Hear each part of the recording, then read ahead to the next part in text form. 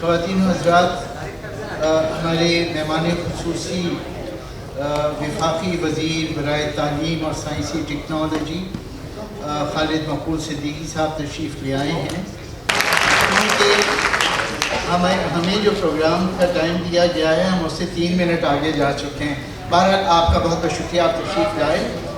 اور ایک سوال جو میں آپ سے پہلے کرنا چاہوں گا کہ اب عضو آئین اسٹینڈرڈز آف ایجوکیشن جو ہے یہ مرکز کا موضوع ہے اور آپ مرکز میں وزیر تعلیم ہیں، تو میں یہ جاننا چاہوں گا کہ آپ پورے ملک میں تعلیم کے معیار کو متعین کرنے کی ذمہ داری آپ کی. کل میرا خیال ہے میں نے تمام صوبائی وزراء سمیت سب کو بلایا ہوا ہے اسلام آباد میں، اور کیونکہ یہ ڈیوالو سبجیکٹ ہے اور یہ تو منسٹری ختم ہو گئی تھی، دوبارہ سپریم کورٹ کے فیصلے کے تحت آئی ہے، تو میں بھی اندازہ کر رہا ہوں کیوں آئی ہے واپس. تو میرا تعلیم سے بہرحال اتنا ہی تعلق ہے کہ میں زیر تعلیم رہا ہوں اور بورڈ کا وال لگ گیا ہے، ساتھ میں تو وزیر تعلیم بھی.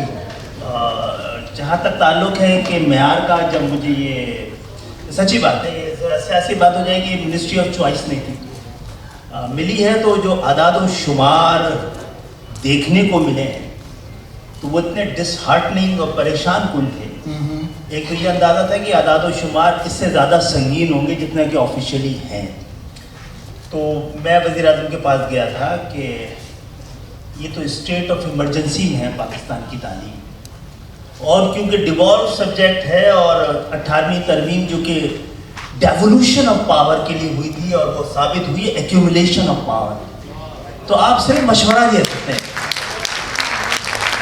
تو مشورے کے لیے بلایا ہے اور اسٹینڈرڈ تک پہنچتے حکومتیں تبدیل ہو جاتی ہیں.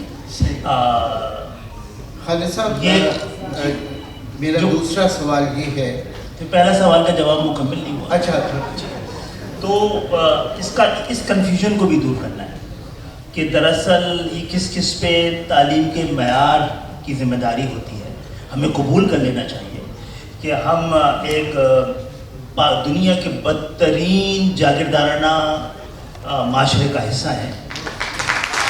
جاگیردارانہ نظام جہالت پر، غربت پر، بھوک پر، افلاس پہ اور ناانصافی پہ پلتا ہے. اور آپ کے ایوانوں میں کسانوں کی نمائندگی جاگیردار کر رہا ہے، مزدوروں کی نمائندگی سرمایہ دار کر رہا ہے، آپ کی نمائندگی خاندان کر رہے ہیں. یہ شہر بڑا خوش نصیب ہے کہ گزشتہ 40 سال میں اس ایوان کو یہ کم سے کم معتبر بنایا ہوا ہے کہ جہاں ان کی ریپریزنٹیشن ہوتی ہے وہاں مڈل کلاس کے وہ لوگ جو عام لوگوں کی طرح کے مسائل سے نہ صرف واقف ہے بلکہ نبردآزما رہے ہیں زندگی پر، وہ ریپریزنٹ کریں. تو انشاءاللہ تعالیٰ اگر بہت زیادہ سچ بھی نہیں بولوں گا، میں اتنا ہی سچ بولتا ہوں جتنے کی جمہوریت آزاد ہے، لیکن اگر موقع ملا تو بہتری عالی ہے. لیکن اس وقت ہمارے 3 کروڑ بچے غالباً صحیح اسٹیٹس نہیں پتہ، وہ آؤٹ آف اسکول ہیں. اور جو بچے اسکول کے اندر ہیں ان میں سے 5 میں سے 4 بچے جو ہے وہ لرننگ پاورٹی کا شکار ہے. یہ سارے میں نے پڑھا ہے تو مجھے اندازہ ہوا کہ کیا کیا غضب ہے. اور میں تو آؤٹ آف اسکول بچوں سے زیادہ پریشان ہوں آؤٹ آف اسکول ٹیچروں سے، جو کہ بہت بڑی تعداد میں ہے لیکن اسکولوں میں اویلیبل نہیں ہے. گوسٹ اسکول کا بھی ماشاء اللہ فینومنا، اور یہ اصطلاح ہم نے ہی انٹروڈیوس کرائی ہے. اب بیٹھ کر جنرلی وہ لوگ اب ایک ایسے نمائندگی ایک ایسے شہر کے پاس ہے جہاں پہ وہ لوگ ایوان پہ پہنچتے ہیں جو خود ٹیوشن پڑھا کر اپنی تعلیم مکمل کرتے رہے، ان کو دکھ پتہ ہے سارے. پریشان کون ہے؟ میرا خیال ہے ہمارا شاید آخری 1-2 ملکوں کے ساتھ مقابلہ ہے آخری نمبر کے لیے، اور اس کو بہتر ہونا پڑے گا. تو معاملہ میرا خیال ہے بہتری آئے گی. اس کو تو ہم نے بچا لیا، ورنہ تو یہ جاری تھی اسلام آباد. ہم سارے پاکستانی بڑے خوش نصیب ہیں کہ ہم اسلام آباد سے 10 میل دور رہتے ہیں، جو کہ بالکل پاکستان سے مختلف ایک شہر ہے. اور ڈیوالو کے بعد بھی جتنی یونیورسٹی بننی تھی وہ اسلام آباد کے علاوہ بنی ہے تو پنجاب میں اور شاید ایک دو کہ میں سندھ تک یہ ابھی اس کی افادیت پہنچی نہیں ہے. ایک یونیورسٹی ابھی لے آئے ہم لوگ, Pakistan institute of fashion and design. ایک آپ سب کو دعوت ہی دے رہا ہوں کہ آئیے 14 دسمبر کو نیشنل ٹیکسٹائل یونیورسٹی آ جائے گی. اس کے نیکسٹ ویک کراچی میں ہی نیشنل اسکل یونیورسٹی آ جائے گی, اور ہمیں رہنے دیا گیا تو ساری یونیورسٹیاں آ جائیں گی.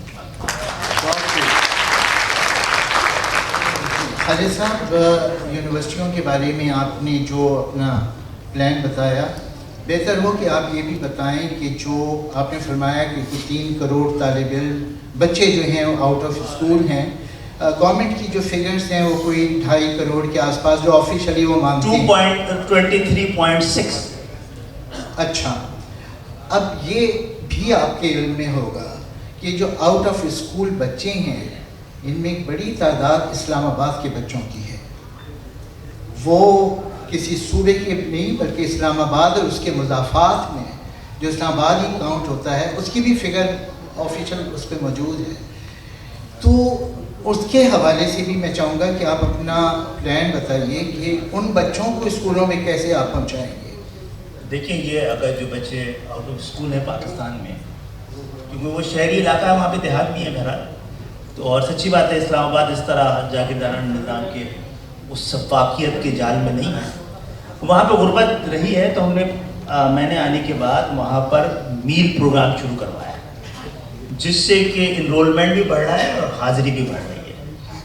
اور اسلام آباد کے اسکولوں کا معیار تعلیم تو اعداد و شمار کے لحاظ سے بھی ویسے بھی شاید بہت بہتر ہے اور بہت بہتر ہونا چاہیے. پاکستان کے اندر ہی بہتر ہے, اگر ملک سے باہر سے آپ مقابلہ کروائیں گے تو ظاہر ہے. دنیا میں کبھی بھی ملک تنہا ترقی نہیں کرتا ہے, پورا خطہ کرتا ہے. ہمارا خطہ بھی 20 سال سے ترقی کر رہا ہے, اور جو بدنصیبی ہے ہم اپنے خطے میں کے بھی مقابلے کے قابل نہیں رہ گئے, تو اس سے آگے بڑھ کے بھی دیکھنا ہے. اسلام آباد میں آؤٹ آف اسکول بچوں کی پرسنٹیج اس سے کم ہے جو میں خود بھی سمجھ رہا تھا. اور اسٹینڈرڈ آف ایجوکیشن ظاہر ہے وہ ابھی اس سے بہت درست ہونا ہے, لیکن اگر تقابلی جائزہ لیا جائے تو سب سے بہتر ہے. اور یہ قطعی خوشی کی بات نہیں کہ یہ ساری خوشحالی اور بہتری اسلام آباد کے ارد گرد ہی اس کو آگے تک لے کے جانا ہے. اور ہمیں جو 18ویں ترمیم ڈیولوشن آف پاور کے لیے کی گئی تھی اس کو مکمل کرنا ہے. ادھورا رہ گیا وہ خواب, جب نیچے عام لوگوں کے پاس 3rd tier آف گورنمنٹ میں جس کو کہ حکومت تسلیم کرنا چاہیے, جیسے وفاقی اور صوبائی حکومت ہے, بلدیاتی بھی حکومت کو تسلیم کرنا چاہیے. اور اس کے پاس بھی وہی اختیارات ہونے چاہیے جو وزیر اعظم اور وزیر اعلیٰ جب سبکدوش ہو جاتے ہیں تو ایک انٹرم گورنمنٹ آتی ہے اور الیکشن کراتی ہے وقت پہ. صوبائی بلدیاتی اداروں کی جب میئر چلے جاتے ہیں تو 10 سال بعد الیکشن ہوتے ہیں.